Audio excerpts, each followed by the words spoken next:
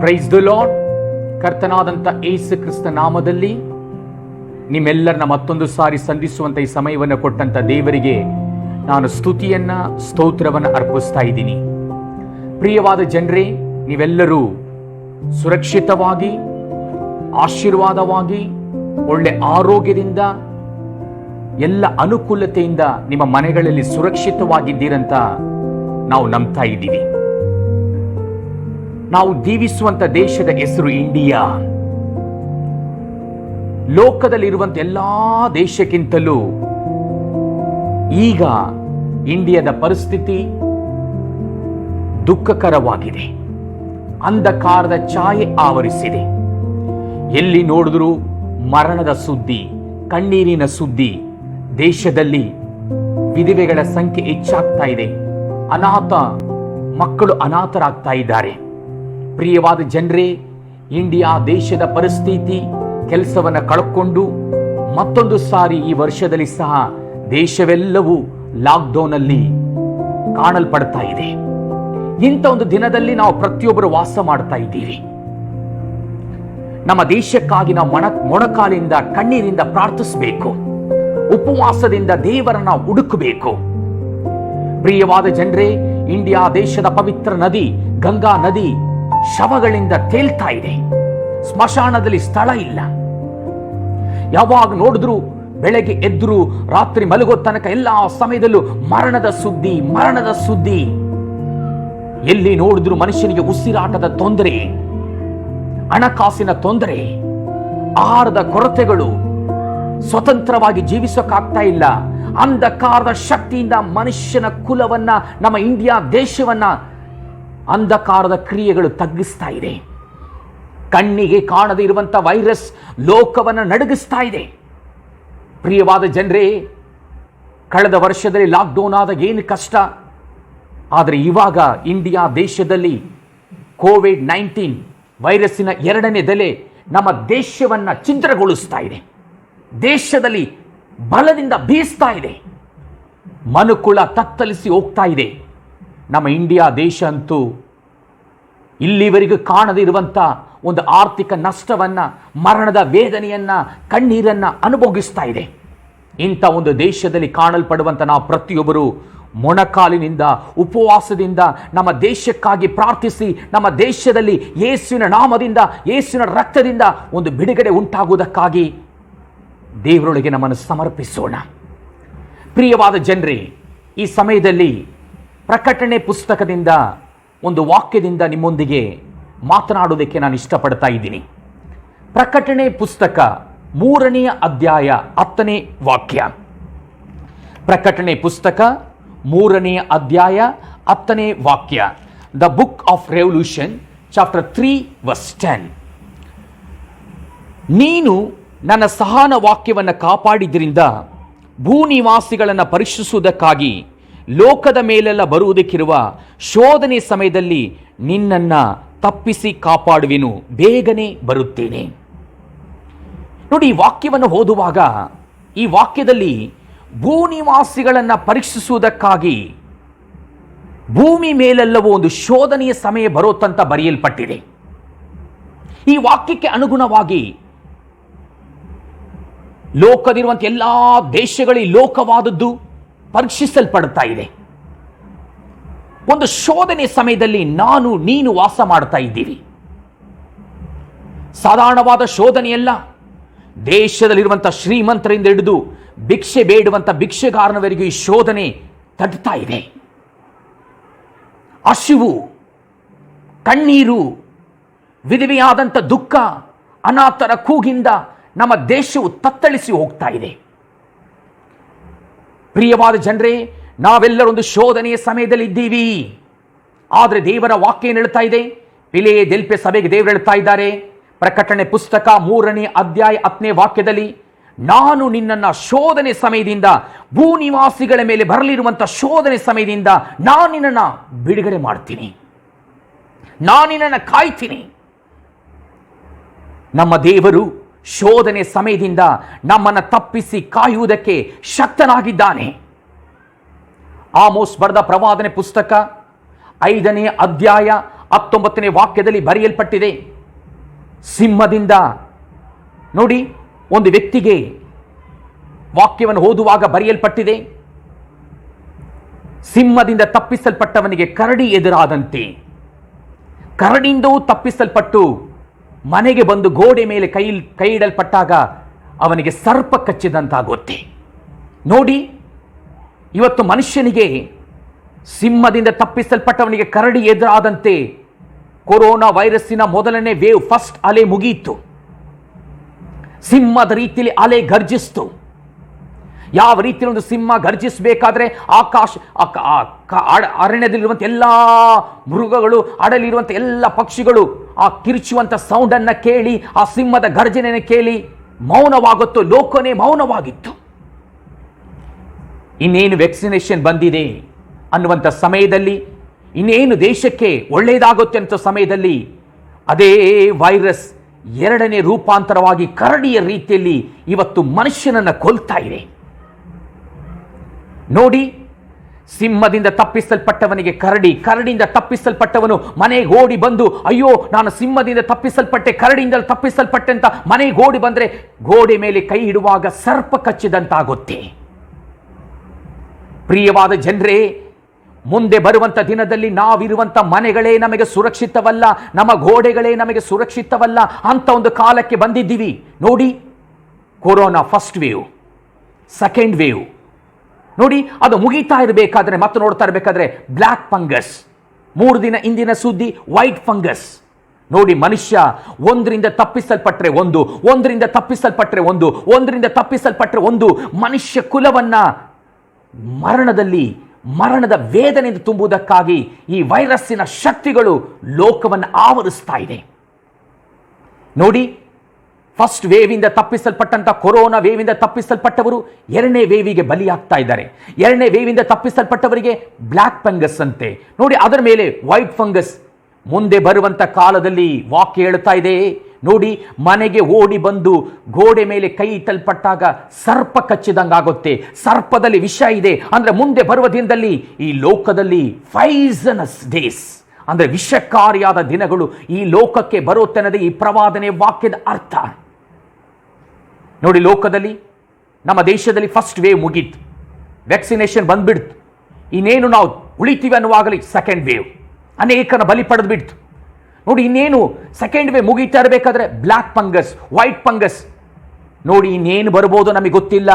Brown ಬರ್ಬೋದು, black ಬರ್ಬೋದು, red ಬರ್ಬೋದು, ಗ್ರೀನ್ ಬರ್ಬೋದು.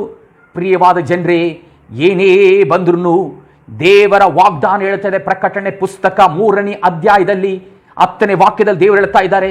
ಏನು ಹೇಳ್ತಾ ಇದ್ದಾರೆ? ನಾನು ಭೂನಿವಾಸಿಗಳನ್ನು ಪರೀಕ್ಷಿಸುವುದಕ್ಕಾಗಿ ಬರುವಂಥ ಸಮಯದಲ್ಲಿ ನಿನ್ನನ್ನ ಕಾಪಾಡ್ತೀನಿ. ಅಂದರೆ ವಾಗ್ದಾನವನ್ನು ಕೊಟ್ಟಾತನು ನಮ್ಮನ್ನು ಕಾಪಾಡಲು ಶಕ್ತನಾಗಿದ್ದಾನೆ. ಅದೇ ಸಮಯದಲ್ಲಿ ನಾವೇನು ಮಾಡಬೇಕು ಗೊತ್ತಾ? ಇಂಥ ಕಾಲದಲ್ಲಿ ಪ್ರಿಯವಾದ ಜನರೇ, ಕಿವಿಯಲ್ಲಿ ಕೇಳುತ್ತಾ ಇದ್ದೀವಿ ಮರಣದ ಸುದ್ದಿಗಳು, ನ್ಯೂಸಲ್ಲಿ ನೋಡ್ತಾ ಇದ್ದೀವಿ ಮರಣದ ಸುದ್ದಿಗಳು. ಎಲ್ಲಿ ನೋಡಿದ್ರು ವೇದನೆ, ಎಲ್ಲಿ ನೋಡಿದ್ರು ದುಃಖಗಳು. ನಮ್ಮ ಇಂಡಿಯಾ ದೇಶದ ಪವಿತ್ರ ನದಿ ಗಂಗಾ ನದಿಯಲ್ಲಿ ಶವಗಳು ತೇಲ್ತಾ ಇದೆ. ಸ್ಮಶಾನದಲ್ಲಿ ಸ್ಥಳ ಇಲ್ಲ. ಎಲ್ಲಿ ನೋಡಿದ್ರು ಮರಣದಿಂದ ಮನುಷ್ಯ ಕುಲವಾದ ತಗ್ಗಿ ಹೋಗ್ತಾ ಇದೆ. ಇನ್ನೊಂದು ಕಡೆ ಲಾಕ್ಡೌನ್, ಕೆಲಸ ಇಲ್ಲ, ಜನ ತತ್ತಳಿಸ್ತಾ ಇದ್ದಾರೆ, ಹಸಿವಲ್ಲಿ ಕಾಣಲ್ಪಡ್ತಾ ಇದ್ದಾರೆ. ಒಂದು ಶೋಧನೆಯ ಸಮಯದಲ್ಲಿ ಇಂಡಿಯಾ ದೇಶದಲ್ಲಿ ಇರುವಂಥ ನಾವು ಪ್ರತಿಯೊಬ್ಬರು ಇಂಡಿಯಾ ದೇಶಕ್ಕೆ ಬಂದಿರುವಂಥ ಶೋಧನೆಯ ಸಮಯದಲ್ಲಿ ವಾಸ ಮಾಡ್ತಾ ಇದ್ದೀವಿ. ಇಂಥ ಒಂದು ದಿನದಲ್ಲಿ ವಾಸ ಮಾಡುವಂಥ ನಾವು ಪ್ರತಿಯೊಬ್ಬರು ದೇವರ ವಾಕ್ಯದ ಕಡೆಗೆ ತಿರುಗಿ ದೇವರ ವಾಕ್ಯವನ್ನು ಅನುಸರಿಸಿ ನಡೆಯುವುದಕ್ಕಾಗಿ ನಮ್ಮನ್ನು ಸಮರ್ಪಿಸಿಕೊಳ್ಬೇಕು. ಪ್ರಕಟಣೆ ಪುಸ್ತಕ 3ನೇ ಅಧ್ಯಾಯದಲ್ಲಿ ದೇವರು ಹೇಳ್ತಾ ಇದ್ದಾರೆ, ಶೋಧನೆ ಸಮಯದಲ್ಲಿ ನಾನೇ ನನ್ನ ಕಾಪಾಡ್ತೀನಿ. ಪ್ರಿಯವಾದ ಜನರೇ, ಈ ಒಂದು ವಾಗ್ದಾನ ಎಲ್ಲರಿಗೂ ಅಲ್ಲ. ಪ್ರಕಟಣೆ ಪುಸ್ತಕ 2 ಮತ್ತು 3 ಅಧ್ಯಾಯದಲ್ಲಿ 7 ಸಭೆಗಳು ಕಾಣಲ್ಪಡ್ತಾ ಇದೆ. There were in the 7 churches in the time. ಆದರೆ ಎಲ್ಲಾ ಸಭೆಯನ್ನು ನೋಡಿಬಿಟ್ಟು ದೇವರು ಈ ವಾಗ್ದಾನ ಹೇಳ್ತಾ ಇಲ್ಲ. ಒನ್ಲಿ ಫಿಲೇದೆಲ್ಫಿಯ ಸಭೆಯನ್ನು ನೋಡಿಬಿಟ್ಟು ದೇವರು ಹೇಳ್ತಾ ಇದ್ದಾರೆ, ನಾನು ನಿನ್ನನ್ನು ತಪ್ಪಿಸಿ ಕಾಪಾಡ್ತೀನಿ. ಕಾರಣ ಏನು ಗೊತ್ತಾ? ಪ್ರಕಟಣೆ ಪುಸ್ತಕ 3ನೇ ಅಧ್ಯಾಯ ನಾವು 8ನೇ ವಾಕ್ಯವನ್ನು ನೋಡ್ತಾ ಇರಬೇಕಾದ್ರೆ ವಾಕ್ಯದಲ್ಲಿ ಬರೆಯಲ್ಪಟ್ಟಿದೆ, ನಿನಗಿರುವಂಥ ಶಕ್ತಿ ಕೊಂಚವಾಗಿದ್ದರು ನೀನು ನನಗೆ ಸೇರಿದವನೆಂದು ಹೇಳದೆ ನನ್ನ ವಾಕ್ಯವನ್ನು ಕಾಪಾಡಿದ್ರಿಂದ ಇಗೋ ನಿನ್ನೆದುರಿನಲ್ಲಿ ಒಂದು ಬಾಗಿಲನ್ನು ತೆರೆದಿಟ್ಟಿದ್ದೀನಿ. 10ನೇ ವಾಕ್ಯದಲ್ಲಿ ನೋಡಿ, ನನ್ನ ಸಹನ ವಾಕ್ಯವನ್ನು ಕಾಪಾಡಿದ್ದರಿಂದ ಭೂನಿವಾಸಿಗಳನ್ನು ಪರೀಕ್ಷಿಸುವುದಕ್ಕಾಗಿ ಲೋಕದ ಮೇಲೆಲ್ಲ ಬರುವುದಕ್ಕಿರುವಂಥ ಸಮಯ. ಫಿಲದೆಲ್ಫಿಯ ಸಭೆ ಆ ಕಾಲದಲ್ಲಿ ನಮ್ಮ ಏಷ್ಯಾ ಖಂಡದಲ್ಲಿ 7 ಸಭೆಗಳು ಕಾಣಲ್ಪಡುತ್ತು. ಉಳಿದಂಥ 6 ಸಭೆಗಳನ್ನು ನೋಡಿ ಹೇಳ್ತಾ ಇಲ್ಲ.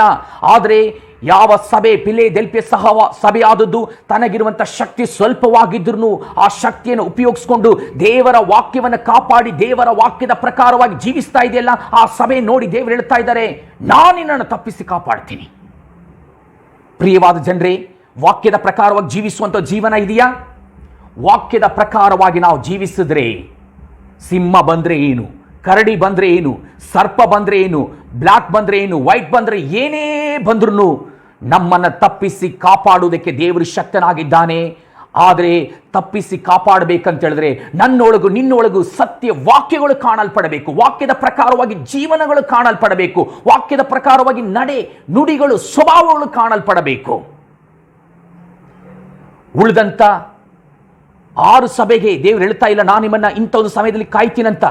ಅದಲ್ಲಿ ಪ್ರಕಟಣೆ ಪುಸ್ತಕದಲ್ಲಿ 2 ಮತ್ತು 3 ಅಧ್ಯಾಯದಲ್ಲಿ 5 ಸಭೆ ನೋಡಿ ದೇವರು ಖಂಡಿಸ್ತಾ ಇದ್ದಾರೆ. ನೀವು ದೇವರ ಕಡೆಗೆ ತಿರುಗ್ರಿ, ಮನಸ್ಸಾಂತರ ಹೊಂದ್ರಿ, ಪಾಪದ ಬಿಟ್ಟು ಪರಿಶುದ್ಧವಾಗ್ರಿ, ದುರುಪದೇಶವನ್ನು ಬಿಟ್ಟು ಅನ್ಯ ಬೋಧನೆಯನ್ನು ಬಿಟ್ಟು ದೇವರ ಕಡೆಗೆ ತಿರುಗ್ರಿ ಅಂತ ದೇವರು ಬೋಧಿಸ್ತಾ ಇದ್ದಾರೆ. ಸಭೆಗಳು ಮನಸ್ಸಾಂತರ ಹೊಂದಬೇಕು, ದೇವರ ಕಡೆಗೆ ತಿರುಗಿಸಲ್ಪಡಬೇಕು, ದೇವರ ವಾಕ್ಯದ ಕಡೆಗೆ ತಿರುಗಿಸಲ್ಪಡಬೇಕು. ಸಭೆಯಾಗಿದ್ರೆ ಸಾಲೋಂಗಿಲ್ಲ, ಸಭೆಯೊಳಗೆ ದೇವರ ವಾಕ್ಯದ ಪ್ರಕಾರವಾಗಿ ಜೀವನ ಕಾಣಲ್ಪಡಬೇಕು. ಫಿಲದೆಲ್ಫಿಯ ಸಭೆಯನ್ನು ನೋಡಿ ದೇವರು ಹೇಳ್ತಾ ಇದ್ದಾರೆ, ನಾನು ನಿನ್ನನ್ನು ತಪ್ಪಿಸಿ ಕಾಪಾಡ್ತೀನಿ. ಏಕೆ?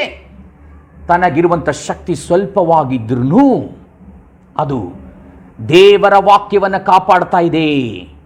ನಾವು ದೇವರ ವಾಕ್ಯದ ಪ್ರಕಾರವಾಗಿ ಜೀವಿಸ್ತಾ ಇದ್ರೆ ಸಿಂಹ ಬಂದರು, ಕರಡಿ ಬಂದರು, ಸರ್ಪ ಬಂದ್ರು, ಯಾವ ಕಾರ್ಯಗಳು ಲೋಕದಲ್ಲಿ ಸಂಭವಿಸಿದ್ರು ನನ್ನನ್ನ ನಿನ್ನನ್ನ ಕಾಪಾಡುವಂತ ದೇವರ ವಾಕ್ಯ ಒಳಗಿತ್ತಂತ ಹೇಳಿದ್ರೆ, ಆ ವಾಕ್ಯದ ಪ್ರಕಾರವಾಗಿ ಜೀವನ ಒಳಗಿತ್ತಂತ ಹೇಳಿದ್ರೆ ಅದು ನಮ್ಮನ್ನ ಬಿಡಿಸಿ ಕಾಪಾಡುತ್ತೆ.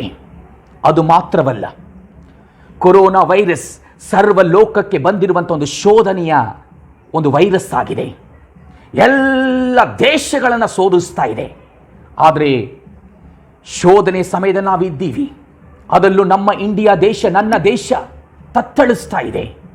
ಆದರೆ ದೇವರ ವಾಕ್ಯದ ಪ್ರಕಾರವಾಗಿ ನಾವು ಜೀವಿಸ್ತಾ ಇದ್ರೆ ದೇವರು ಹೇಳ್ತಾ ಇದ್ದಾರೆ, ನಾನು ನಿನ್ನನ್ನು ಉಳಿಸಿ ನಿನ್ನನ್ನು ಕಾಪಾಡಿ ಇಂಥ ಒಂದು ಶೋಧನೆ ಸಮಯದಲ್ಲಿ ನಿನ್ನನ್ನು ಮೇಲೆ ತಗೊಂಡ್ಬರುತ್ತೇನೆ. ನೋಡಿ, ಅದೇ ಪ್ರಕಟಣೆ ಪುಸ್ತಕ 3ನೇ ಅಧ್ಯಾಯ 8ನೇ ವಾಕ್ಯದಲ್ಲಿ ಬರೆಯಲ್ಪಟ್ಟಿದೆ ಏನಂತ, ನೀನು ನನ್ನ ಸಹನ ವಾಕ್ಯವನ್ನ ಕಾಪಾಡಿದ್ರಿಂದ ನಿನ್ನ ಮುಂದೆ ನಾನೊಂದು ತೆರೆದಿಟ್ಟಿರುವಂಥ ಬಾಗಿಲು ಇಡುತ್ತೀನಿ. ನೋಡಿ, ಇವತ್ತು ಲಾಕ್ಡೌನ್, ಎಲ್ಲ ಬಾಗಿಲು ಮುಚ್ಚಲ್ಪಟ್ಟಿದೆ, ರಸ್ತೆಗಳು ಮುಚ್ಚಲ್ಪಟ್ಟಿದೆ, ಆಲ್ ಆರ್ ಕ್ಲೋಸ್ಡ್.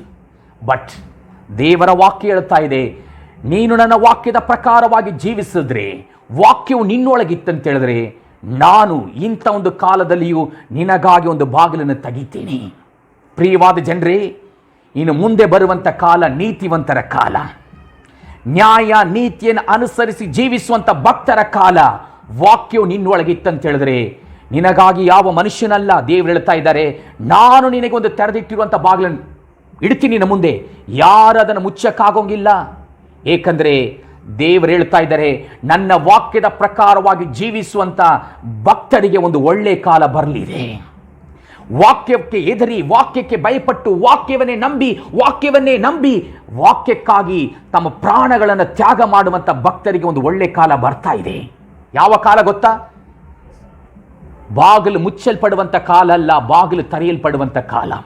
ಒಂದು, ಸಿಂಹ ಬಂದ್ರು, ಕರಡಿ ಬಂದ್ರು, ಸರ್ಪ ಬಂದ್ರು, ವೈಟ್ ಬಂದ್ರು, ಬ್ಲ್ಯಾಕ್ ಬಂದ್ರು, ಗ್ರೀನ್ ಬಂದ್ರು, ಎಲ್ಲದರಿಂದಲೂ ನಮ್ಮನ್ನು ದೇವರಿಗೆ ತಪ್ಪಿಸಿ ಕಾಪಾಡ್ತಾರೆ. ಅದು ಮಾತ್ರವಲ್ಲ, ತಪ್ಪಿಸಿ ಕಾಪಾಡಿದ ಮೇಲೆ ದೇವರು ಹೇಳ್ತಾ ಇದ್ದಾರೆ, ನಿನ್ನ ಮುಂದೆ ತೆರೆದಿಟ್ಟಿರುವಂಥ ಒಂದು ಬಾಗಿಲು ಇಡುತ್ತೀನಿ. ಆದ್ರಿಂದ ಶಕ್ತಿ ಸ್ವಲ್ಪವಾಗಿದೆಯಾ? ಹೆದರಬೇಡಿ, ಶಕ್ತಿಯನ್ನು ಉಪಯೋಗಿಸಿ ದೇವರ ವಾಕ್ಯದ ಪ್ರಕಾರ ಜೀವಿಸೋಣ. ಸಭೆ ಸಣ್ಣಗಾಗಿದೆಯಾ? ಪರವಾಗಿಲ್ಲ, ಹೆದರೋದು ಬೇಕಾಗಿಲ್ಲ. ದೇವರ ವಾಕ್ಯದ ಪ್ರಕಾರವಾಗಿ ಜೀವಿಸೋಣ. ಹಣ ಇಲ್ವಾ, ಆಸ್ತಿ ಇಲ್ವಾ, ಅಂತಸ್ತಿಲ್ವಾ, ಏನಿಲ್ವಾ, ಶಕ್ತಿ ಸ್ವಲ್ಪವಾಗಿದ್ರೂ ದೇವರ ವಾಕ್ಯದ ಪ್ರಕಾರವಾಗಿ ನಡೆಯಿರಿ, ದೇವರ ವಾಕ್ಯದ ಪ್ರಕಾರವಾಗಿ ಜೀವಿಸಿರಿ. ಪರಿಶುದ್ಧವಾಗಿ, ನ್ಯಾಯವಾಗಿ, ನೀತಿಯಾಗಿ ಯಾವಾಗಲೂ ದೇವರ ವಾಕ್ಯದ ಪ್ರಕಾರವಾಗಿಯೇ ಜೀವಿಸುವಾಗ ದೇವರು ಹೇಳ್ತಾ ಇದ್ದಾರೆ, ಭೂಲೋಕದ ಜನರನ್ನ ಪರಿಶುದ್ಧ ಬರುವಂಥ ಸಮಯದಿಂದ ಬಿಡಿಸ್ತೀನಿ, ಕಾಯ್ತೀನಿ, ತೆರೆದಿಟ್ಟಿರುವಂಥ ಒಂದು ಬಾಗಿಲನ್ನು ನಿನ್ನ ಮುಂದೆ ಇಡುತ್ತೀನಿ. ಕೊಟ್ಟಂಥ ದೇವರ ವಾಗ್ದಾನವನ್ನು ನೆರವೇರಿಸುವಂಥ ದೇವರ ಮುಂದೆ ನಿನ್ನ ಹೃದಯದಲ್ಲಿ, ನಿನ್ನ ಜೀವನದಲ್ಲಿ ದೇವರ ವಾಕ್ಯದ ಪ್ರಕಾರವಾಗಿ ಜೀವನ ಇತ್ತಂತ ಹೇಳಿದ್ರೆ ನಮ್ಮನ್ನು ಕಾಯ್ತಾರೆ. ನೋಡಿ, 5 ಸಭೆಗಳಿಗೆ ಈ ವಾಗ್ದಾನ ಇಲ್ಲ. 5 ಸಭೆಗಳು ಮನಸ್ಸಾಂತರ ಹೊಂದಬೇಕು, ದೇವರ ಕಡೆಗೆ ತಿರುಗಬೇಕು. ಓನ್ಲಿ ಫಿಲದೆಲ್ಫಿಯ ಸಭೆ ಏನಕ್ಕೆ? ವಾಕ್ಯ ಒಳಗಿದೆ. ವಾಕ್ಯನ ಒಳಗಿತ್ತಂತ ಹೇಳಿದ್ರೆ ನಾವು ಎಲ್ಲವನ್ನ ಯೇಸು ಕ್ರಿಸ್ತ ನಾಮದಲ್ಲಿ ಜಯಿಸುವಂಥ ಶಕ್ತಿಯನ್ನ ನಮಗೆ ದಯಪಾಲಿಸ್ತಾರೆ. ಆದ್ರಿಂದ ಇಂಡಿಯಾ ದೇಶದಲ್ಲಿ ಇಂಥ ಘಟನೆ ನಡೀತಾ ಇದೆ. ಎಲ್ಲಿ ನೋಡಿದ್ರು ಮರಣ, ವ್ಯಾಧಿಗಳು, ದುಃಖಗಳು. ಆದರೆ ದೇವರ ವಾಗ್ದಾನ ಇಂಥ ಸಮಯದಲ್ಲಿ ಮಾತನಾಡ್ತಾ ಇದೆ, ನಾನು ನಿಮ್ಮನ್ನು ಕಾಪಾಡ್ತೀನಿ, ನಿಮಗ ಒಂದು ಬಾಗಿಲಿಡ್ತೀನಿ. ಎಲ್ಲರಿಗಲ್ಲ, ವಾಕ್ಯದ ಪ್ರಕಾರವಾಗಿ ಜೀವಿಸುವಂಥ ಫಿಲದೆಲ್ಫಿಯ ಸಭೆ ರೀತಿಯಲ್ಲಿ ಕಾಣಲ್ಪಡುವಂಥ ಭಕ್ತರಿಗೆ ಎಲ್ಲ ಮುಚ್ಚಲ್ಪಟ್ಟರು ಒಂದು ಬಾಗಿಲನ್ನು ದೇವರು ಕೊಡ್ತಾ ಇದ್ದಾರೆ. ಆದ್ದರಿಂದಲೇ ಮುಂದೆ ಬರುವಂಥ ದಿನ ನೀತಿವಂತರ ದಿನ, ಪರಿಶುದ್ಧರ ದಿನ. ದೇವರಿಗಾಗಿ ನಿಂತು ವೈರಾಗ್ಯದಿಂದ ವಾಕ್ಯದ ಪ್ರಕಾರವಾಗಿ ಜೀವಿಸುವಂಥ ಭಕ್ತರಿಗೆ ಬಾಗಿಲು ತೆರೆಯಲ್ಪಟ್ಟಂಥ ದಿನಗಳು ಬರ್ತಾ ಇದೆ. ಪ್ರಿಯವಾದ ಜನರೇ, ನಾವೆಲ್ಲರೂ ವಾಕ್ಯವನ್ನು ಕೇಳ್ತಾ ಇದ್ದೀವಿ, ಸಮರ್ಪಿಸೋಣ. ವಾಕ್ಯ ನಿಮ್ಮೊಳಗಿದೆಯಾ? ಹೆದರಬೇಡಿ. ವಾಕ್ಯ ಪ್ರಕಾರವಾಗಿ ಜೀವನವಿಲ್ವಾ? ವಾಕ್ಯವನ್ನು ಕೇಳುವಾಗ, ವಾಕ್ಯವನ್ನು ಓದುವಾಗ ಸರಿಯಾದದನ್ನು ಓದ್ರಿ, ಸರಿಯಾದದನ್ನು ಕೇಳ್ರಿ, ಸರಿಯಾದದನ್ನು ಅನುಸರಿಸಿ ಜೀವಿಸುವಾಗ ನಿನ್ನನ್ನು ದೇವರು ಆಶೀರ್ವದಿಸಿ ಇಂಥ ಶೋಧನೆ ಸಮಯದಿಂದ ತಪ್ಪಿಸಿ ಕಾಪಾಡಿ ತೆರೆದಿಟ್ಟಿರುವಂಥ ಬಾಗಿಲು ನಿನ್ನ ಮುಂದೆ ಇಟ್ಟು ನಿನ್ನನ್ನು ಅಭಿವೃದ್ಧಿಪಡಿಸಿ ಆಶೀರ್ವದಿಸುವುದಕ್ಕೆ ದೇವರು ಶಕ್ತನಾಗಿದ್ದಾನೆ. ಆ ಸರ್ವಶಕ್ತನ ಕರದಲ್ಲಿ ನಮ್ಮನ್ನ, ನಮ್ಮ ಕುಟುಂಬಗಳನ್ನು ಎಲ್ಲರನ್ನ ಸಮರ್ಪಿಸೋಣ. ನಮ್ಮ ಇಂಡಿಯಾ ದೇಶವನ್ನು ಸಮರ್ಪಿಸೋಣ. ಇಂಡಿಯಾ ದೇಶಕ್ಕಾಗಿ ಮೊಣಕಾಲಿಟ್ಟು ಕಣ್ಣೀರಿಟ್ಟು ಉಪವಾಸದಿಂದ ನಾವು ಪ್ರಾರ್ಥಿಸೋಣ. ನಾವೆಲ್ಲರೂ ಕಣ್ಣುಗಳನ್ನು ಮುಚ್ಚಿ 1 ನಿಮಿಷ ಪ್ರಾರ್ಥಿಸೋಣವಾ? ನಮ್ಮ ಕರ್ತನಾದಂತೆ ಯೇಸು ಕ್ರಿಸ್ತನೇ, ನಿಮಗೆ ಸ್ತೋತ್ರವನ್ನು, ಸ್ತುತಿಯನ್ನು ಅರ್ಪಿಸ್ತಾ ಇದ್ದೀರಿ. ದೇವರೇ, ನಮ್ಮ ದೇಶ ಒಂದು ಭಯಂಕರವಾದ ಗಳಿಗೆಯಲ್ಲಿ ಕಾಣಲ್ಪಡ್ತಾ ಇದೆ, ಶೋಧನೆ ಸಮಯದಲ್ಲಿ ಕಾಣಲ್ಪಡ್ತಾ ಇದೆ. ಆದರೆ ಕರ್ತನೆ, ಇಲ್ಲಿವರೆಗೂ ನಮ್ಮೆಲ್ಲರ ನೀನು ಉಳಿಸಿ ಕಾದು ಕಾಪಾಡಿದ್ದಕ್ಕಾಗಿ ಸ್ತೋತ್ರ. ಮುಂದೆ ಬರುವಂಥ ದಿನದಲ್ಲಿಯೂ ನೀನು ನಮ್ಮನ್ನು ಉಳಿಸಿ ಕಾಯುವುದಕ್ಕೆ ಶಕ್ತನಾಗಿರುವುದರಿಂದ ನಿನ್ನ ಕರದಲ್ಲಿ ಅರ್ಪಿಸ್ತಾ ಇದ್ದೀನಿ ಕರ್ತನೆ. ಇಲ್ಲಿವರೆಗೆ ನಾವು ವಾಕ್ಯವನ್ನು ಕೇಳಿದ್ದೀವಿ, ವಾಕ್ಯದ ಪ್ರಕಾರವಾಗಿ ಜೀವಿಸುವಂಥ ಕೃಪೆ ಕೊಡು, ಅಭಿಷೇಕ ಕೊಡು, ನಂಬಿಕೆಯನ್ನು ದಯಪಾಲಿಸು ಕರ್ತನೆ. ನ್ಯಾಯ, ನೀತಿ, ಭಯ, ಭಕ್ತಿಯಲ್ಲಿ ಜೀವಿಸುವಂಥ ಒಂದು ಭಕ್ತನಾಗಿ ನಮ್ಮನ್ನು ಪರಿವರ್ತಿಸು ಕರ್ತನೆ. ಫಿಲದೆಲ್ಫಿಯ ಸಭೆಗೆ ಹೇಳ್ತಾ ಇದೆಯಾ, ಶೋಧನೆಯಿಂದ ಬಿಡುಗಡೆ ಮಾಡ್ತೀನಿ, ನಾನು ನಿನ್ನನ್ನು ಕಾಯ್ತೀನಂತ ಆ ವಾಗ್ದಾನವನ್ನು ಕರ್ತನ ಹಂಗೆಯೇ ನಮ್ಮ ಪ್ರತಿಯೊಬ್ಬರ ಜೀವನದಲ್ಲಿ ನೆರವೇರಿಸಲ್ಪಡಲಿ. ಯಾರ್ಯಾರಿಗೆ ವಾಕ್ಯ ಮುಟ್ಟಬೇಕು ಪರಿಶುದ್ಧಾತ್ಮನೇ ನೀನು ಕ್ರಿಯೆ ಮಾಡಿ ಎಲ್ಲರಿಗೂ ವಾಕ್ಯಗಳು ಮುಟ್ಟಲಿ ಸ್ವಾಮಿ. ಕರ್ತನೆ, ನೀನು ಸಿಂಹದಿಂದಲೂ, ಕರಡಿಯಿಂದಲೂ, ಸರ್ಪದಿಂದಲೂ ಎಲ್ಲದರಿಂದಲೂ ಬಿಡುಗಡೆ ಮಾಡಿ ಕಾಯುವುದಕ್ಕೆ ಶಕ್ತನಾಗಿರುವುದಕ್ಕಾಗಿ ಸ್ತೋತ್ರ. ನಿನ್ನ ಕರದಲ್ಲಿ ಅರ್ಪಿಸ್ತಾ ಇದ್ದೀವಿ ಕರ್ತನೆ. ಈ ವಾಕ್ಯವನ್ನು ಕೇಳುವಂಥ ಪ್ರತಿಯೊಬ್ಬರ ಒಂದು ಆತ್ಮಿಕ ಉಜ್ಜೀವನ ಬರಲಿ, ವಾಕ್ಯದ ಪ್ರಕಾರವಾಗಿ ಜೀವನ ಬರಲಿ, ದೇವರಿಗೆ ಭಯಪಡುವಂಥ ಭಕ್ತಿಯಿಂದ ತುಂಬಲ್ಪಡಲಿ ಕರ್ತನೆ. ನಮ್ಮ ಇಂಡಿಯಾ ದೇಶವನ್ನು ಕರುಣಿಸು, ಬಿಡುಗಡೆನ ದಯಪಾಲಿಸು ಕರ್ತನೆ, ಆಶೀರ್ವದಿಸು. ನಜರೇತಿನ ಯೇಸು ಕ್ರಿಸ್ತ ನಾಮದಲ್ಲಿ ಬೇಡಿ ಹೊಂದಿಕೊಂಡಿದ್ದೇವೆ ತಂದೆಯೇ, ಆಮೇನ್. ಪ್ರಿಯವಾದ ಜನರೇ, ನೀವೆಲ್ಲರೂ ಈ ವಿಡಿಯೋವನ್ನು ವಾಚ್ ಮಾಡಿ ನಿಮ್ಮ ಫ್ರೆಂಡ್ಸ್, ರಿಲೇಷನ್ಗೆ ದೇವರ ವಾಕ್ಯವನ್ನು ಶೇರ್ ಮಾಡಿ. ಅದೇ ಸಮಯದಲ್ಲಿ ನಮಗಾಗಿ ಪ್ರಾರ್ಥಿಸ್ರಿ.